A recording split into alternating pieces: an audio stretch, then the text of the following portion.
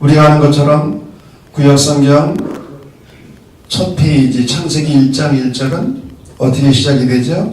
태초에 하나님이 천지를 창조하시니라. 하나님이 우주 만물을 창조하셨다는 신앙 고백으로 구약성경이 시작이 됩니다. 그런데 신약성경은 마태복음 1장 1절 다 같이 시작. 아브라함과 다윗의 자손 예수 그리스도의 계보라. 계보는 무슨 뜻이죠? 족보라. 오늘 우리가 읽은 본문은 예수님은 아브라함과 다윗의 자손이다. 그러면서 아브라함의 족보, 예수님의 다윗의 족보를 기록하고 있습니다. 그리고 바벨론 포로 이후에 예수 그리스도까지 역사가 어떻게 진행되었는지를 서술하면서 1장 17절에서 요약적인 결론을 내리고 있습니다. 이 성경 본문에서 주목해야 할 것은 예수님의 족보가 이스라엘이 왕국으로서 부흥하고 패망한 것과 관계가 있다는 사실입니다. 본문은 예수님의 족보를 14대씩 3번의 구조로 나눕니다. 아브라함부터 다윗까지 14대, 다윗부터 바벨론 포로까지 14대, 바벨론 포로부터 그리스도까지 14대. 그런데 실제로 그 수를 세보면 다윗과 바벨론이 앞뒤로 반복되기 때문에 40대예요. 40대. 그런데 왜 마태는 40대를 14대, 14대, 14대, 42대로 기록하고 있을까? 마태복음은 이 세 구조를 통해서 이스라엘 왕국의 흥망성쇠를 설명하고 있어요. 아브라함부터 다윗까지는 이스라엘 왕국의 성립기입니다. 다윗부터 바벨론 포로기까지는 이스라엘 왕국의 존속기입니다. 바벨론 포로부터 예수님까지는 이스라엘 왕국의 멸망기입니다. 예수님이 언제 오셨나? 바로 멸망기에 오셨다는 거예요. 예수님이 멸망기에 오신 이유는 두 가지입니다. 하나는 이제 이스라엘로서의 하나님의 왕국 대신에 새로운 하나님의 왕국이 시작되었다는 것을 보여주기 위함입니다. 다시 말하면 옛 왕국은 지나갔고 새 왕국이 왔다는 것입니다. 그리고 다른 하나는 다윗이라는 왕 대신에 새로운 왕이 통치하기 시작했음을 보여주기 위함입니다. 다윗은 사라졌고 예수님이 등장하신 거예요.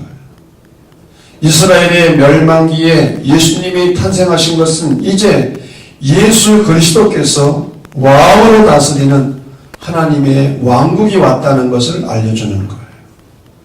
그래서 마태복음의 전체 주제는 한마디로 왕으로 오신 예수님입니다.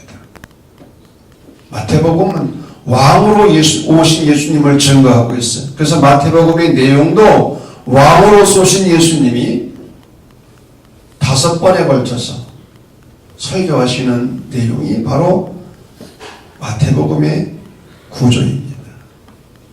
이와 같은 역사는 몇 가지 중요한 교훈을 전달합니다. 첫 번째, 오래전 약속을 실현하시는 하나님. 예수님의 오심의 배후에는 하나님의 오랜 계획이 숨어 있었다는 거예요. 마태복음은 아브라함과 다윗의 자손 예수님의 계보라고 시작하고 있는데 아브라함이 누구입니까? 아브라함은 이스라엘 민족의 믿음의 조상입니다. 아브라함은 본래 하나님을 알던 사람이 아니라 하나님을 모르던 사람이었습니다. 갈대아우르라는 곳에서 우상장수의 아들로 우상을 섬겼던 사람입니다. 그런데 오늘 하나님께서 특별한 은혜로 아브라함을 부르시고 선택하셔서 고향을 떠나게 하십니다.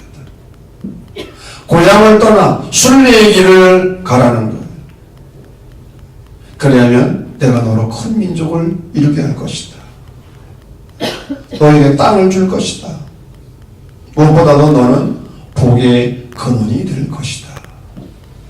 여기서 복이라고 하는 말은 구원이라는 의미입니다.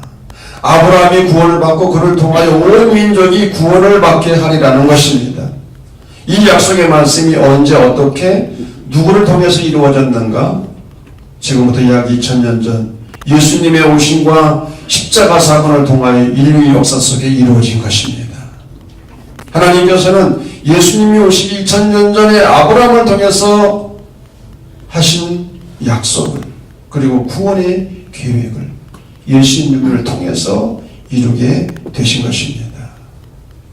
두 번째로 다윗이 누구입니까? 이스라엘 국가를 가장 넓고 견고하게 만든 왕입니다. 그래서 이스라엘 민족이 가장 존경하는 인물, 메시아의 상징. 이스라엘은 다윗 왕국의 회복을 꿈꿔왔고 다윗과 같은 일을 해줄 메시아를 고대해 온 것입니다. 이언전하다는 사무엘하 7장 12절 이하에서 다윗의 후손에서 메시아가 탄생할 것을 말씀했습니다. 너를 통하여 메시아가 태어나고 네 왕위는 영원히 견고할 것이다. 예수님은 왕의 후손으로서 이 땅에 오신 거예요. 그러므로 예수님은 어느 날 갑자기 그리고 우연히 태어난 분이 아닙니다. 하나님께서는 일찍이 아브라함과 다윗에게 언약을 하셨고 그 언약을 이루기 위해서 오랫동안 기다리시고 준비하신 것입니다. 예수님은 구약 성경을 통해서 태어나기로 약속되어진 바로 그분이시라는 거예요.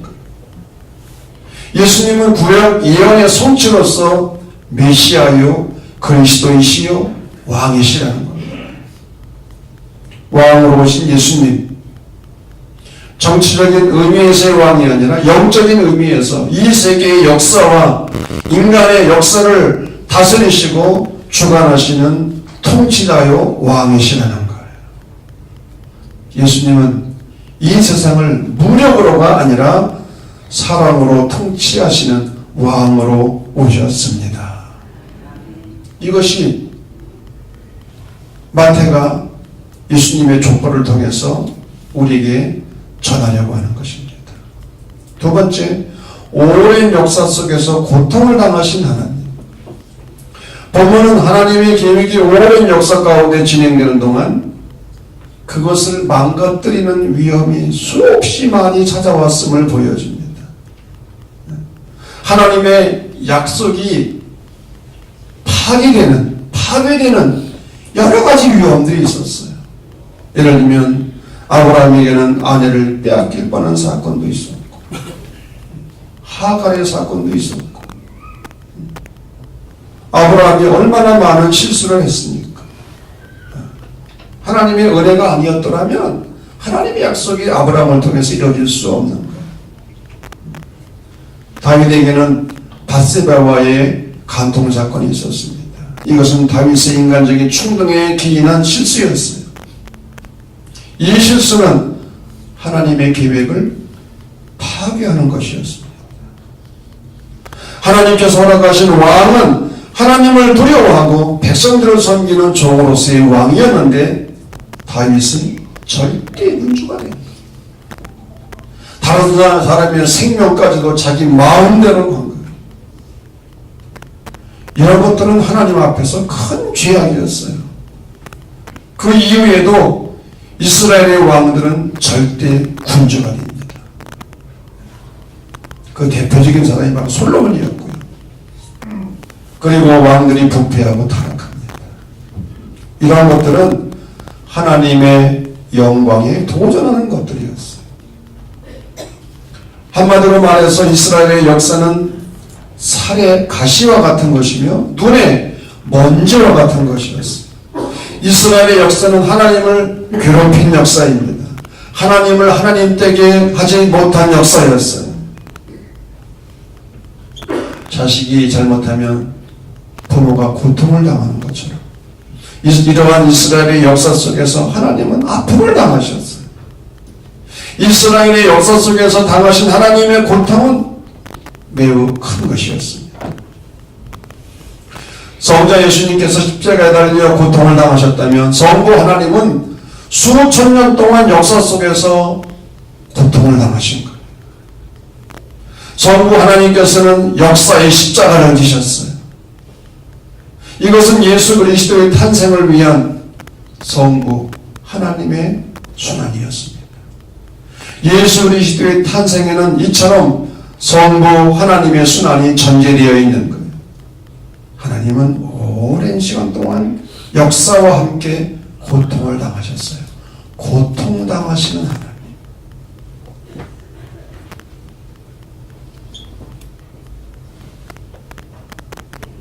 우리는 오늘도 우리가 범죄하고 타락할 때 고통하시는 하나님의 마음을 읽을 수 있어야 돼요. 마지막 세 번째로 하나님의 위대한 은혜와 사랑입니다. 유대인들은 족보를 중요시 여깁니다. 왜냐하면 순수한 혈통을 유지하기 위해서 이방인의 피가 조금이라도 섞이면 유대인이라 불릴 수 없었습니다. 제사장이 되려면 아론의 순수한 피가 흘러야 하고 제사장의 부인이 되려면 5대의 혈통을 조사해서 흠이 없어야 됩니다. 헤롯 왕은 자신의 족보를 불태워버렸는데 그 이유가 무엇인가? 자신의 족보에 에돔 족속의 피가 조금 흐르고 있었어요. 그래서 아예 족보 자체를 없애버린 거예요. 뿐만 아니라 그들의 족보에는 여인들의 이름이 오르지 못하도록 되어 있습니다. 그런데 마태의 족보에는 여성의 이름이 등장합니다. 과거 우리나라도 그러했지만 2000년 전 유대 사회에서 여성은 온전한 사람으로 인식되지 않았어요. 그래서 사람의 숫자를 셀 때 여자는 포함시키지 않았어요. 랍비들은 성전에서 하루에 3번씩 기도하면서 기도 내용 가운데 하나가 이겁니다. 여자로 태어나지 않았음을 감사합니다. 그런 데가 있었어요. 그런데 요즘은 가만히 보니까 딸을 낳아야 기뻐하는 것 같더라고요. 저희가 4남매인데 세 남자들은 저희 어머님을 한 번도 해외여행을 못 시켜드렸어. 근데 이 딸은 수시로 어머니를 해외여행을 시켜드려요. 딸 없는 사람들은 서러워하시기 바랍니다. 그런데 2000년 전 그때는 여자는 사람으로까지 인정을 받지 못했다니까요. 이런 남존여비 사회에서 마태는 하나님의 아들로서 메시아로 칭송받는 예수 그리스도의 족보에 여성의 이름을 넣은 거예요. 그것도 한 사람이 아닌 4사람. 게다가 이들은 평범한 여성이 아니라 당시 사회에 커다란 스캔들, 추문을 불러일으킨 여인들입니다. 첫 번째 여인이 다말입니다. 다말은 유다의 며느리입니다. 그런데 시아버지 유다와 며느리 다말 사이에서 자식이 나온 거예요. 자세한 얘기는 하지 않겠어요. 할 수도 없고 시간 관계상. 여러분 어떻게 시아버지하고 며느리 사이에서 자식이 나옵니까? 이게 있을 수 있는 일입니까? 물론 그 당시 그 상황을 보면 조금은 전혀 이해가 되지 않는 건 아닙니다만은 그러나 이 말이 안 되는 거죠. 시아버지와 며느리 사이에서 자식이 태어났다. 어찌어찌해서 일어났다 할지라도 이것은 감추어야 될 사건이에요. 그런데 마태는 유다가 며느리 다말에게서 자식을 얻었다는 사실을 분명하게 기록하고 있어요. 두 번째 여성은 라합입니다. 이 라합의 출신 성분은 여리고의 기생입니다.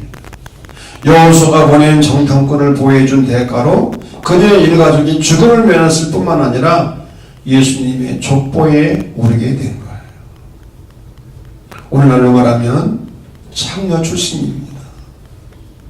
그런데 예수님의 거룩한 족보에 이름이 들어갔어요. 세 번째 여인은 모압 여인 룻입니다. 룻은 유대 땅에 기근이 들어 모압 땅으로 피난 간 유대인 가족의 며느리가 되는 거예요. 룻은 남편과 자식을 잃고 고향으로 돌아가는 시어머니 나오미를 따라 베들레헴까지 와서 보리 이삭 줍기를 하다가 보아스를 만나게 되고, 보아스와의 관계 속에서 다윗 왕의 아버지인 이새를 낳는 복을 얻게 됩니다. 그런데 룻은 보아스와 정식 결혼한 사이가 아니에요. 성경을 보면 추수 때에 술에 얼큰하게 취한 보아스가 들판에서 혼자 자고 있을 때 살며시 이불 속으로 들어갔어. 제가 복잡한 얘기는 다 할 수가 없어요. 그래서 그 사건을 통해서 결혼을 하긴 했지만 이는 19금에 속하는 이야기예요. 사실은. 그런데 이런 여인의 이름이 예수님의 족보에 들어가 있는 거예요. 네 번째로 등장하는 여인은 다윗 왕의 후처로 솔로몬을 낳은 밧세바입니다. 그런데 마태의 족보에는 밧세바라는 이름 대신 우리아의 아내라고 기록되어 있어요. 다윗은 자신의 충성스러운 부하 우리아 장군이 전쟁터에 나가 왕과 왕국을 위해 싸우는 동안 권력으로 그의 아내를 빼앗습니다. 물론 이 부정한 행위는 후에 나단 선지자의 우회적 비판을 통해서 다윗이 그 죄를 회개하기에 이릅니다만, 둘 사이에 태어난 첫 번째 아들은 불륜의 대가로 죽음을 맞이합니다. 중요한 것은 마태는 당시 유대인들에게 성인으로 추앙받는 다윗의 죄를 보다 확실하게 밝히기 위해서 앞의 세 경우와 같이 다윗은 밧세바에게서 솔로몬을 낳았고라는 방식으로 기록하지 않았어요. 우리아의 아내에게서 솔로몬을 낳았다. 우리아의 아내에게서 솔로몬을 낳았다. 의도적으로 기록하고 있는 거예요. 이와 같이 이 여인들은 모두 신분이 좋지 않았고 허물이 많았고 실수가 있었던 사람들이었어요. 그럼에도 불구하고 그들은 하나님의 구원 역사의 도구로 귀하게 쓰임을 받게 되는 거예요. 여기에 복음의 내용이 들어 있습니다. 그 복음의 내용이 무엇입니까? 첫째로 하나님은 허물 많은 인간들을 부르시고 변화시키셔서 그들을 하나님의 구원의 역사로 도구로 사용하신다는 거예요. 할렐루야. 허물 많은 주인이라 할지라도 그들을 변화시키고 그들을 통해서 하나님의 구원 역사를 이루어 가신다는 거예요. 두 번째로 예수 그리스도 안에서 유대인과 이방인의 장벽이 무너지고 남자와 여자의 장벽이 무너지고 성도와 죄인의 장벽이 무너짐을 보게 됩니다. 이 족보 안에는 유대인과 이방인, 남자와 여자들까지 포함되어 있어요. 거룩한 자와 죄인들이 섞여 있어요. 비록 그들의 과거는 어두웠을지라도 하나님의 은혜로 선택을 받고 변화를 받아 예수님의 거룩한 족보에 들어갈 수가 있었던 것입니다. 셋째로 하나님의 은혜가 인간의 죄악보다 더 크다는 사실입니다. 인간의 죄악이 아무리 크다 할지라도 하나님의 은혜가 인간의 죄악보다 더 크다는 것을 보여주고 있습니다.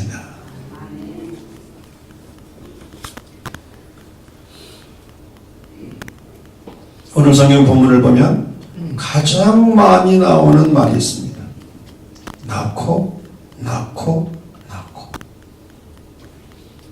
낳고입니다. 여러분 이것을 무심히 보지 말아야 됩니다. 왜냐하면 구약성경 창세기 5장에 보면 아담의 족보가 기록되어 있는데 거기에서는 죽고로 표현됩니다. 자식을 낳고 몇 년을 살다가 죽었다 그렇게 표현합니다. 여러분 무엇을 말해주고 있습니까? 우리가 믿는 그리스도교는 죽음의 종교가 아니라 생명의 종교입니다. 인간이 몇 살을 살다가 죽는 것이 복음이 아니에요. 예수를 믿고 새 생명을 얻는 것이 복음입니다. 예수 그리스도를 나의 주님으로 믿고 고백하고 영접하면 새로운 생명을 얻는다는 거예요. 우리는 본문의 족보를 보면서 하나님 나라 족보를 생각해 봅니다. 예수 그리스도 안에 있는 사람들은 예수 그리스도의 새로운 족보인 하나님 나라의 생명책에 그 이름이 기록된 복 있는 사람들인 줄로 믿습니다. 예수님이 말씀하셨습니다. 제자들이 나가서 귀신을 쫓아내고 병자들을 고치고 수많은 기적들을 행하고 돌아와서 보고하면서 기뻐하자 예수님이 분명히 말씀하셨어요. 그것들로 인하여 기뻐하지 말고 너희의 이름이 하나님 나라 생명책에 기록된 것으로 인하여 기뻐하라. 과거의 죄를 진정으로 회개하고 왕이신 예수, 역사의 중심이신 예수 그리스도를 마음속에 구주로 영접할 수 있기를 바랍니다. 그 영원한 신비와 능력 앞에 무릎을 꿇고 나의 주, 나의 하나님으로 고백할 수 있기를 바랍니다. 그리하면 우리는 새로운 생명을 얻게 됩니다.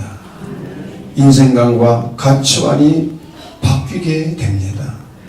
삶의 이유와 목표를 발견하게 됩니다. 따라서 새로운 창조가 일어납니다. 하나님 나라의 삶을 저기서가 아니라 죽어서가 아니라 지금 여기에서부터 살게 됩니다. 인간은 예수 그리스도 안에서 뉴 비잉 새로운 존재로 새로운 피조물이 될 수 있습니다. 그리고 뉴 비잉 새로운 존재가 된 사람은 비카민 그리스도의 모습으로 되어져 가야 됩니다. 뉴 비잉에서 비카밍 되어가야 된다는 거예요. 이러한 은혜가 우리 가운데 함께 하시기를 주님의 이름으로 간절히 축원합니다.